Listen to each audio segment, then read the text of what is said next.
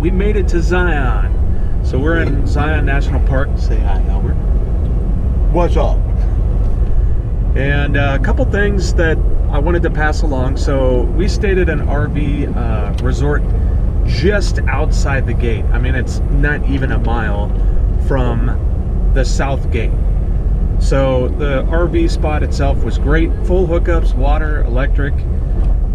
It was a good time, and it allowed us to be comfortable without really, you know, paying too much in hotel costs, and really enjoying the benefits of being able to, you know, cook our own meals and everything else. So it's been a good time. A couple of other things I wanted to pass along. So one thing we just figured out is, in order to take the scenic drive in Zion National Park, you actually have to park and take the shuttle. The shuttle is the only vehicle that they allow, at least during this part of the year. So it's late March for us. I'm not sure if they open it up later for all vehicles, but this is a lesson learned for us. So beautiful drive, pine trees everywhere, a lot of sedimentary rock. You can see all the colors and layers, and just a gorgeous drive. This is the last national park of the trip before we head to Vegas. So next time you see us, we will be in Las Vegas. All right, so lesson number 2. We drove around in Zion and could not find a parking space anywhere. So we went back and checked every parking lot that there was. They were all full. It is about 2 p.m. on the weekend. No, actually, it's not the weekend. It's Monday. So it's actually off season, unless I guess it might be spring break potentially. So probably competing with a bunch of spring breakers. I will say the National Park Pass is definitely the way to go. The Park Pass is 80 bucks and it gets you into pretty much all the national parks versus paying like 35 bucks or something like that per park. So we did do that. We were able to get into the park, no issues. So it's not like we're out the cost of whatever the park entrance fee would be. But again, like I said earlier, they won't let you drive your personal vehicle on the scenic road. So we went back out into the city to see if we could find some parking there, because they do run shuttle buses, but there's no parking anywhere near the entrance to Zion. So right now I think the plan is we're gonna head back to where we dropped the trailers off, see if we can find a shuttle stop anywhere near where that's at, because that's a good mile-and-a-half walk, which is not terrible, but it's already 2 p.m. so, you know, we're gonna be fighting some daylight issues here pretty soon. Going to Vegas. Yep, and then the plan is still to go to Vegas today, and obviously we don't want to be hitting Vegas in rush hour either. So who knows? We'll see. This is part of the adventure, right?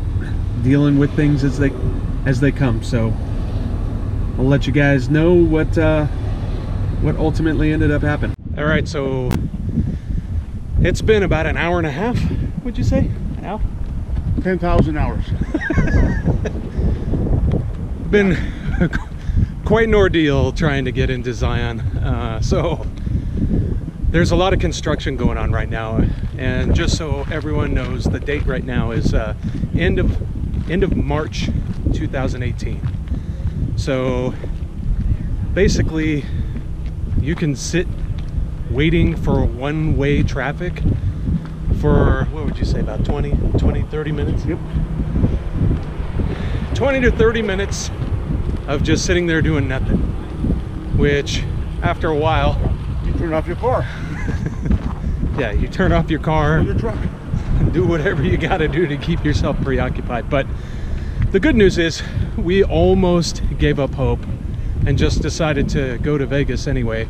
We lost half our party since we came out in two vehicles.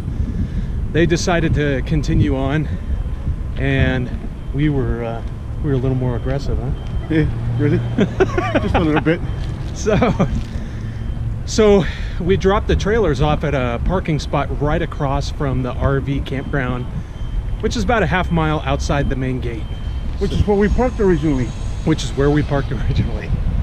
So we finally realized, hey, let's just go back to where we originally parked. And walk from there. Get all our backpacking gear on, which is what you see both of us carrying in now.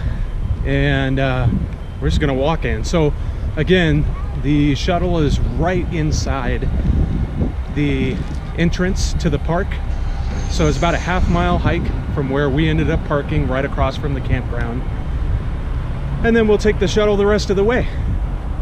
So my guess is we probably got about 3 hours worth of sightseeing to do. Then we'll get back to the vehicle. We're already hooked up. So once we get back, that's it. We'll just roll out, right? Yep. Should be a lot of fun. More to come. All right, so we're on our way to the Emerald Pools. Took about 20 minutes to wait for the bus, and that's the only way up here, as I said earlier. But once you get up here, it's pretty nice. So we're later in the afternoon, so unfortunately it looks like the sun's kind of caught behind the canyon. I don't know how that's gonna affect the view or when we get there. So I don't know, it may be better to do this hike in the morning, but I should have some perspective of what it looks like even in the shade. So the bus stop, I think it's like the 4th stop on the bus, and basically it's the lodge is where you get off, and then it's a 1 mile there and back, so a half mile one way. It's rated as easy and should be well worth the hike.